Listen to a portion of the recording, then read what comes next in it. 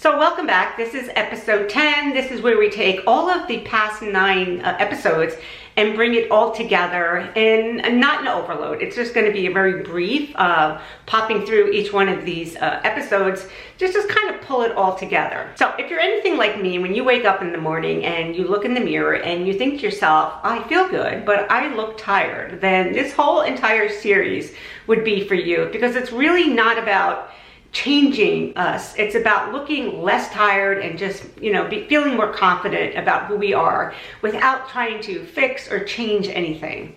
So anyway, I hope you did gain some value from these last 9 episodes. This whole series was all about using less makeup, less skincare, and feeling really good in our skin. Some of the old techniques that we've had just really don't translate with us anymore, and we can't figure out what happened here. Why aren't these working for me anymore?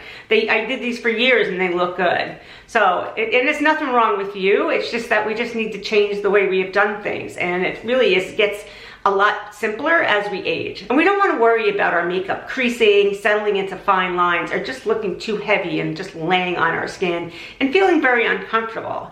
And we also don't want to have to worry about it throughout the day. We want to do this in the morning and have it look good throughout the entire day, just so it serves a purpose of making us look less tired. So everything starts with a really good skincare routine, and we touched on that in the second episode. So if you don't have a good skincare routine, the makeup that you're going to be applying really isn't going to look good, and it's only going to look as good as the skin that it's going on. So you don't need a complicated one. You just need one that you'll use twice a day. The next episode, we talked about foundation and only putting foundation where we need it. Again, less is more when we're doing our foundation. And this was a really big shift for me, not thinking I had to go in there and completely cover up everything on my face. So yeah, just put it where you need it, stand back, evaluate. Do you look more awake after you've done it, as opposed to putting too much on and having it just kind of shift into every fine line and wrinkle throughout the day. The next thing we talked about was contour, right? And this is not something that you need to do. It's just added on, and what it does is just going to support the structure of your face and give you a more lifted look. But it's a very simple technique, and you don't need to use anything that's too hard. You don't need to spend 20 minutes blending it into your face. You don't need to be cutting anything out. Just really soft support for your bone structure. And next we talked about blush placement. And this is one of my favorite topics, because for years people put it on the apples of their cheeks, and what that does is just pulls down your face. So now we learned to put the blush up higher on our cheekbones up here so that it lifts and just kind of makes the eyes pop. And then we talked about formulas to use too. Don't use anything too dry and cakey or ones that have too many sparkles in it. Next we talked about eyeshadow. Okay, we went in there and we used a simple technique just to kind of, if we have a hood, we really just want to kind of recede that going back, and just to kind of bring our eyes forward and make them pop a little bit more. And we do not need anything too heavy. Again, less is more as we age.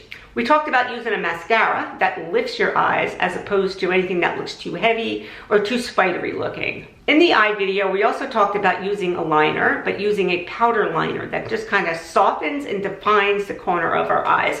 And we don't need anything too heavy. We don't need any harsh liquid liners, anything like that. We just really need a very soft, and we just need to define the outer corners with a darker shadow. Next, we talk about lips.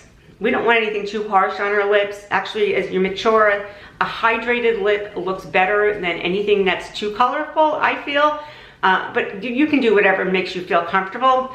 I always choose to do I enhance my lip color with a lip pencil that matches my lips. And then I use like a balm type lip product that's right around the same shade as my lips too. And I just really want them to look more hydrated as opposed to dry. And we also talked about having the right tools. So using the right tools is really, really important. So you don't need every makeup brush, you just need a few of them. And I can guarantee you, if you've never used a good set of brushes, you will really appreciate it. So this is a makeup look I would do daily. It's not for a special event, it's not for a wedding or a photo shoot. It really is just to get me through the day so that I look more rested and less tired. If there's one thing I hope you learned throughout this entire series, is that makeup doesn't have to be complicated, skincare doesn't have to be complicated to look beautiful. You just really need to have a routine routine that serves you and that you can do daily. I can tell you, as I'm aging in this industry, I see different things that I'm doing completely different that I did even like 3 or 4 years ago that I can't do anymore. And that's fine. There's nothing wrong. There's nothing wrong with me. There's nothing wrong with you. It's just that we just need to change our techniques. So anyway, guys, thank you so much for watching. If you did gain any value, please consider subscribing, and I will see you in my next video. Starting in March, I'm going to be doing a whole series on hair, how to care for your hair, different hair colors, different haircuts, and everything that has to do with mature hair. So make sure you're subscribed so you don't miss any of those videos coming up.